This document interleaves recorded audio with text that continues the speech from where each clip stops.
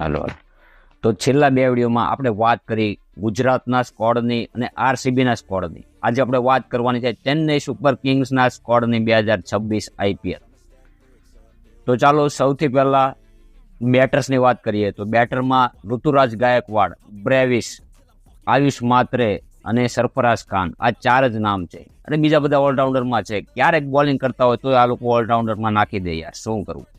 તો ગાયકવાડ ભાઈ, એમનું તો આઈપીએલ ટોટલ સારું જ ગયું છે. બધા આઈપીએલની વાત કરીએ તો ક્યારેક ક્યારેક ડીપ પરફોર્મન્સ આવે છે, પણ જો કે કેપ્ટનમાં પણ એ હજી ટાઇટલ નથી જીત્યા, એટલે એટલું બધું સારું ના કહેવાય.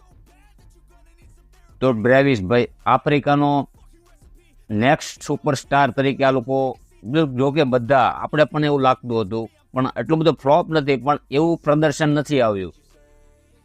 આફ્રિકાને જે રીતના વર્લ્ડ કપમાં યાર રમવું જોઈએ બ્રેવિસને, એવી રીતના પ્રદર્શન આવ્યું નથી. પણ આઈપીએલમાં છેલ્લી 4-5 મેચોમાં, પાછલી આઈપીએલની આપણે વાત કરીએ તો એમાં સારું પ્રદર્શન હતું બ્રેવિસનું. ખાસ કરીને સ્ટ્રાઇક રેટ એનું 200થી ઉપર હતું. એ પછી આયુષ માત્રે, આને બી ભાઈ સાહેબ છેલ્લી 4-5 લગભગ 7-8 ઇનિંગમાં સારું પ્રદર્શન કર્યું હતું ચેન્નઈ માટે પાછલી આઈપીએલમાં.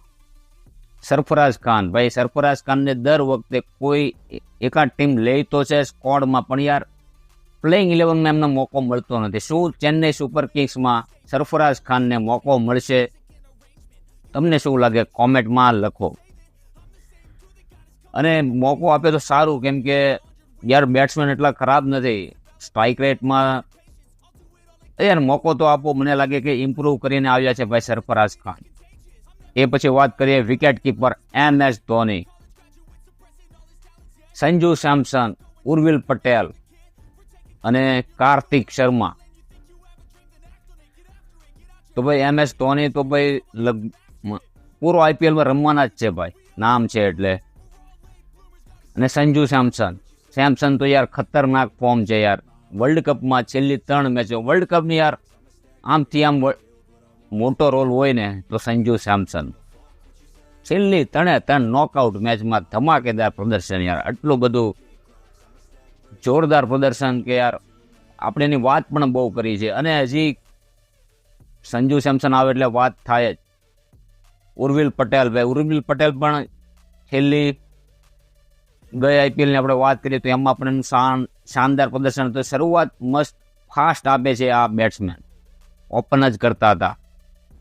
અને આ આઈપીએલમાં પણ જોઈ આ લોકોની ઓપનિંગમાં શું રહેશે, કેમ કે સંજુ સેમસન આ ઓપન કરશે કે પછી મિડલ ઓર્ડરમાં રમશે, કેમ કે આયુષ માત્રે અને ઉર્વિલ પટેલ લાસ્ટ આઈપીએલમાં એ બંને ઓપનિંગ કરતા હતા. એટલે એ પછી કાર્તિક શર્મા, જો કે એમને મોકા મળે કે નહીં એનું તો યાર થોડુંક અઘરું છે. એ પછી ઓલરાઉન્ડરની વાત કરીએ તો અંશુલ કંબોજ, જો ભાઈ આને યાર બોલરને ઓલરાઉન્ડરમાં નાખી દીધા. જેમી ઓવર્ટન, રામાકૃષ્ણા ઘોષ, પ્રશાંત વીર, શિવમ દુબે, અમન ખાન, મેથ્યુ શોર્ટ ને જેક ફોક્સ. તો ભાઈ શિવમ દુબેનો મોટો રોલ રહેશે ભાઈ આમાં. અને મેથ્યુ શોર્ટ, આને ભાઈ કેટલી મેચો મળે ખબર નહીં. લગભગ તો રમાડ છે એમાં, બહુ જ્યાદા ઓવરસીઝ પ્લેયર નથી. જોકે બોર્ડ પ્લીસ પ્લેયર, મતલબ કે પ્લેઇંગ 11માં આ લોકો રમાડે એની વાત કરીએ તો. એ પછી અમન ખાન છે